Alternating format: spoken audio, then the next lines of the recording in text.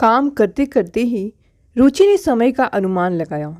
सूरज सिर के ऊपर आ गया। 12 तो बज ही रहे होंगे। रविवार का दिन बस कहने भर को छुट्टी का दिन होता है। उस दिन तो व्यस्तता और भी बढ़ जाती है। नहाते धोते 1 बजना ही था। तभी उसे अपनी सास कमला और वंदना की जोर जोर से बातें करने की आवाज़ें सुनाई दी। जरूर आज वंदना फिर से अपनी सास से लड़कर चली आई होगी। वंदना उसकी छोटी ननद है जिसका ससुराल इसी शहर में है। जब भी उसकी अपने ससुराल वालों से किसी बात पर कहा सुनी होती है, हाथ में सूटकेस उठाए अपने मायके चली आती हैं। घर में सबसे छोटी और सबकी लाडली होने के कारण लड़कर आने पर भी उसकी गैर जिम्मेदाराना हरकतों के लिए उसे समझाने के बदले कमला बढ़ चढ़कर वंदना के ससुराल वालों में ढेरों नुक्स निकालती है और उन्हें कोसती रहती है। फिर लड़ाई का दूसरा अध्याय शुरू होता। वंदना के पति विनय को दूसरे दिन बुलवाया जाता और छोटी छोटी बातों पर जो हर घर में सामान्य रूप से घटित होती है उनके लिए उससे देर तक सवाल जवाब किया जाता। विनय के अपने घर का रहन सहन उसके आधुनिक ससुराल की अपेक्षा काफ़ी साधारण था, इसलिए वह थोड़ा अपने ससुराल वालों से वैसे भी दबता था और चुपचाप सारी बातें सहन कर वंदना को वापस अपने साथ ले जाता। जल्दी से स्नान कर रुचि रसोई की तरफ लपकी। तभी सास कमला की नज़र उस पर पड़ गई। रुचि को सुनाकर तेज आवाज़ में वे बोली, लो, महारानी के पूरे 3 घंटे का रात स्नान समाप्त हुआ। न जाने कौन सी उपटन मले जा रहे थे कि घर में तूफान आ जाए, पर इन्हें होश ही नहीं रहता। हालांकि उसकी सास अच्छी तरह जानती थी कि रविवार को हफ्ते भर का ढेर सारा जमा कपड़ा रुचि को धोना पड़ता था। फिर भी बेटी की भड़ास निकाल रही थी वह बहू पर। वैसे भी काफ़ी देर हो गई थी, इसलिए रुचि चावल बनाने के लिए पानी चढ़ा डब्बे से दाल निकालने लगी। तभी रसोई घर के दरवाजे पर खड़े अमित की सख्त आवाज़ ने उसे सहमा दिया। सुबह से घर में बैठी जाने कौन सा पहाड़ तोड़ती रहती हो कि कोई आए या जाए स्वागत सत्कार करना तो दूर की बात है, तुम्हें तो मिलने तक की फुर्सत नहीं मिलती। कोई मरे या जिए तुम्हें क्या है, हर समय अपना ही सुख तलाशती रहती हो। 1 बजने जा रहा है, इसलिए मैंने सोचा पहले चावल ही चढ़ा दूँ, क्योंकि अम्मा जी ठीक 1 बजे खाना खा लेती हैं। फिर इत्मीनान से वंदना से बातें करूँगी। रुचि के जवाब पर अमित के ताने शुरू हो गए। बहुत एहसान है आपका कि छुट्टी के दिन भी 1 बजे तक खाना तैयार हो जाएगा। घर में कुल जमा 4 जन ही हैं, जिसमें पीहू को अम्मा ही संभालती है। फिर भी दिखाओगी कि दिन भर काम ही करती रहती हूँ। अमित जैसे आया था वैसे ही बड़बड़ाते हुए चला गया। वह भी चावल दाल चूल्हे पर चढ़ा पीछे पीछे ड्राइंग रूम में आ गई, जहाँ सोफे पर वंदना बैठी आंसू बहा रही थी। वहीं बगल में उसकी सास बैठी वंदना के ससुराल वालों के बारे में जली कटी कह रही थी। जैसे ही उनकी नज़रें रुचि पर आई, एक कुटिलतापूर्ण मुस्कान उनके चेहरे पर लक्षित हो उठी। एक हमारे घर की बहू है जो इस घर में बैठी हर वह सुख भोग रही है जिसकी कभी उसने अपने पिता के घर में कल्पना ही नहीं की होगी। और एक हमारे घर की बेटी है जो जाने किस जन्म का पाप भोग रही है। कितना भी अपने ससुराल वालों के लिए करे, उनका मुंह फुला ही रहता है। कितना दिया था हम लोगों ने अपनी बेटी के विवाह में, बहू के परिवार वालों की तरह हाथ हिलाते नहीं भेज दिया था। फिर भी हमारी बेटी एक दिन भी चैन से नहीं रह पाती है। रुचि बात का रुख पलटने के लिए वंदना से बोली, चाय पियोगी? वैसे खाना भी तैयार ही हो चला है। अमित बीच में ही बोले, बहुत जल्दी चाय की याद आ गई। यह भी नहीं सोचा कि यह कोई चाय पीने का समय है। पूछ लिया, बड़ी मेहरबानी की। अब जाओ जाकर खाना लगाओ, कब से हम भूखे बैठे हैं। अमित की बातों से रुचि का सारा प्रेम, सारी सेवाएं और सारी विनम्रता धरी की धरी रह गई और वह उठकर फिर से रसोई घर में चली गई। इधर उसकी सास का रोना शुरू हो गया। हमारी तो किस्मत ही खोटी है। बहू मिली तो वह भी किसी ढंग की नहीं, दामाद मिला तो वह भी वैसा ही है। हमेशा अपनी माँ के पल्लू से ही बंधा रहता है। पति की खुदगर्जी और सास का अन्यायपूर्ण रवैया रुचि को डंक सा चुभ रहा था। फिर भी सारे तिरस्कार और दंश को समेट वह सामान्य होने की कोशिश करती काम में जुटी रही। हर बार की तरह फ़ोन करके विनय को बुलवाया गया, पर इस बार विनय ने आने से साफ इनकार कर दिया। उसका कहना था, वंदना स्वयं ही घर छोड़कर गई है तो स्वयं ही लौट कर आए। बहुत दबाव डालने पर भी वह किसी भी कीमत पर वंदना को लेने आने को तैयार नहीं हुआ। अमित ने सभी हथकंडे अपनाए, पुलिस की धमकियां भी देता रहा, लेकिन वंदना के पति और ससुराल वाले अपनी जिद पर अड़े रहे। दोनों पक्षों में से कोई भी झुकने को तैयार नहीं हुआ। रुचि अपनी सास और अमित को जिद छोड़ समझौता की सलाह देना चाहती थी, लेकिन वह यह भी अच्छी तरह जानती थी कि उसके बोलने का घर वालों पर कोई असर नहीं होगा। उसकी सास ने उस घर में कभी उसके ससुर की तो चलने ही नहीं दी, फिर उसकी क्या बिसात थी। हर एक बात का फैसला कमला ही करती आई थी। बच्चे भी माँ के नक्शे कदम पर चलते हुए कुछ ज़्यादा ही मतलबी और स्वार्थी हो गए थे। वंदना भी अपने ससुराल में माँ की तरह सब कुछ अपनी मुट्ठी में करने के लिए हमेशा अपनी सास, ननद और पति से उलझती रहती थी। छोटी छोटी बातों में भी फ़ोन पर माँ से सलाह लेती और उनके निर्देशानुसार घर चलाने की कोशिश करती। वह जब कभी जरा सी भी बीमार हो जाती, तुरंत माँ को टेलीफोन कर देती और उसकी माँ आनन फानन में पहुंचकर वंदना को अपने साथ घर ले जाती। वंदना के व्यवहार और घर में भी माँ की दखल अंदाजी से वंदना का घर टूटने लगा था। सास और पत्नी की हरकतों से विनय बुरी तरह खींच जाता। अपनी सास की ज़रूरत से ज़्यादा दखल अंदाजी उसे बिल्कुल पसंद नहीं थी। वह वंदना को समझाने की कोशिश करता तो वंदना अपना सूटकेस उठाए मायके पहुंच जाती। हर बार किसी न किसी तरह समझौता हो ही जाता, लेकिन इस बार दोनों परिवारों अपनी अपनी बात मनवाने के लिए कटिबद्ध थे। यही कारण था कि बात तलाक तक पहुंच गई। घर में इस बात को लेकर हर समय तनाव की स्थिति बनी रहती। घर के लोगों का बढ़ता तनाव गुस्से के रूप में रुचि पर ही बरसता। अमित का व्यवहार भी अपनी पत्नी के प्रति थोड़ा ज़्यादा ही निर्मम और रूखा हो गया था। हर छोटी बड़ी बात के लिए वह अपनी पत्नी को ही दोषी ठहरा प्रताड़ित करता। गुस्सेल तो वह पहले से ही था।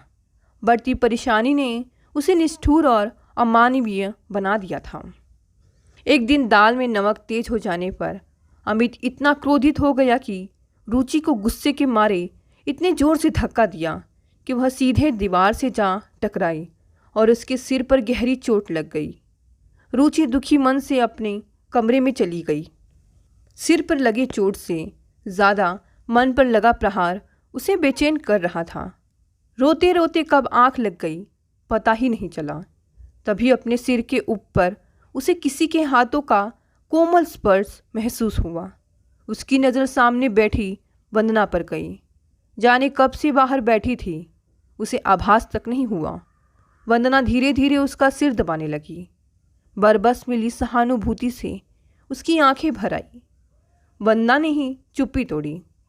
एक बात पूछूं भाभी, पहले जब मेरी शादी नहीं हुई थी तो बिना सोचे समझे मैं भी आपको जाने क्या क्या बोल दिया करती थी, पर अब सोचती हूँ इतना सब कुछ आप कैसे सहन कर लेती हैं? क्या आपको कभी गुस्सा होकर घर छोड़ने का मन नहीं होता? खुशी खुशी कोई नहीं चाहता इस तरह की तिरस्कृत जिंदगी जीना। सच कहूँ तो कभी कभी मेरा मन भी खुशियों की तलाश में भटकने लगता है। दिल चाहता है सब कुछ छोड़ जिंदगी नए सिरे से शुरू करूँ, पर क्या इतना आसान है सब कुछ? बिरले को ही जिंदगी ऐसे अवसर देती है, वरना जिंदगी तो हर कदम पर खुद ही एक चुनौती है। कहीं ना कहीं तो इस चुनौती को स्वीकारना ही पड़ता है। तुम्हारे भैया क्रोधी स्वभाव के हैं। परेशानियां उन्हें कभी कभी निर्मम भी बना देती हैं। फिर भी जब इस तरह का क्रोधी, दबंग और सिर्फ अपना ही वर्चस्व स्थापित करने वाला व्यक्ति पति के रूप में मिल जाए तो उसका एकमात्र उपाय उसे छोड़कर भाग जाना या अपनी ज़िंदगी नए सिरे से शुरू करना नहीं होता। मेरे हिसाब से ऐसी परिस्थिति में जीवन की इस चुनौती को स्वीकार करना और परिस्थितियों को अपने अनुकूल ढालने की कोशिश करना ही सही रास्ता है। वैसे भी पुरुष होते ही हैं अहमवादी। उनके दिल में स्वयं की अवधारणा इतनी व्यापक होती है कि पत्नी का स्वयं उसमें समा ही जाता है। जहाँ तक तुम्हारी भैया का सवाल है, उनका विवेक भले ही कुछ समय के लिए खो जाता है, पर उनके अंदर की इंसानियत अभी जिंदा है। उन्हें अपने किए का एहसास रहता है। मेरे साथ दुर्व्यवहार करने के बाद कई दिनों तक तो मुझसे नजरें ही नहीं मिला पाते हैं। मेरे बीमार पड़ने पर मेरी देखभाल भी करते हैं। उनके क्रोध को मैंने बहुत कुछ साध लिया है और मुझे पूर्ण विश्वास है कि उन्हें जल्द ही अपनी गलतियों का एहसास दिला सही रास्ते पर ले आऊंगी। बस ईश्वर से यही प्रार्थना है कि मेरे मन की दृढ़ता कायम रहे। यह जरूरी नहीं कि हर जगह पति ही दोषी हो। आज का यह सबसे बड़ा सत्य है कि आर्थिक रूप से स्वतंत्र होती नारियों का स्वाभिमान अभिमान के हद को पार कर रहा है। यही अभिमान छिन भिन कर रहा है उसकी सहनशीलता को। छोटी छोटी बातों को सम्मान का विषय बनाकर घर टूटने लगा है। इस टूटते परिवार की सारी त्रासदी बच्चों को झेलनी पड़ रही है। सच पूछूं तो औरत बरगद की वो छांव है जहां बच्चे ही नहीं, घर के बुजुर्ग भी चैन और सुकून की सांस लेते हैं। इसलिए ही शायद प्रकृति ने नारी को इतना सहिष्णु और दिलो दिमाग से अत्यधिक कोमल बनाया है, ताकि रिश्तों की भावना को दिल से महसूस कर वह उसे टूटने से बचा सके। विपरीत परिस्थितियों में नारी अपने अंदर छिपी अदम्य साहस और सहनशीलता से अपने घर का तिनका जोड़ उसे बिखरने से बचा लेती है। कौन नहीं चाहता है कि उसे सुंदर, समझदार और प्यार करने वाला जीवन साथी मिले, लेकिन जीवन में सब कुछ वही नहीं मिलता जैसा कि हम चाहते हैं। अगर अनचाहा मिले तो उसे अपने अनुरूप ढालने की कोशिश करना ही समझदारी है, ना कि सब कुछ छोड़कर भाग जाने में। कहाँ कहाँ और किन किन कठिनाइयों से हम भागते रहेंगे। मेरी मानो तो वंदना, तुम अपने सारे मान अभिमान को भुलाकर अपने ससुराल लौट जाओ। सिर्फ एक बार पूरी ईमानदारी और धीरज से ससुराल के लोगों के साथ सामंजस्य बैठा जीने की कोशिश करो। सब ठीक हो जाएगा। मुझे लगता है कि वे लोग इतने बुरे भी नहीं हैं। फिर भी अगर कभी अपने परिवार को समेटने में तुम्हारा धैर्य छूटने लगे तो अपनी भाभी को याद कर लेना उसके संघर्षों को, जो पिछले 5 वर्षों से वह तुम्हारे मायके को अपनाने के लिए कर रही है। दूसरे ही दिन बिना किसी को कुछ बताए वंदना घर से गायब थी। घर के लोगों को लगा सुबह सुबह मंदिर गई है। देर होने पर सबको चिंता होने लगी। तभी वंदना का फ़ोन आ गया कि वह अपने ससुराल चली आई है और यहाँ हर तरह से ठीक है। वह किसी को भी उसके लिए परेशान होने की ज़रूरत नहीं है। 1 हफ्ते बाद वंदना अपने पति के साथ सबसे मिलने मायके आई। दोनों ही काफ़ी खुश नजर आ रहे थे। आते ही विनय ने अपनी सास और अमित से माफ़ी मांगी और सीधे दोनों रुचि के कमरे में आ गए। कमरे में आते ही वंदना रुचि से लिपट गई। भाभी, आपको किन शब्दों में धन्यवाद दूँ। आपने मेरा घर टूटने से बचा लिया।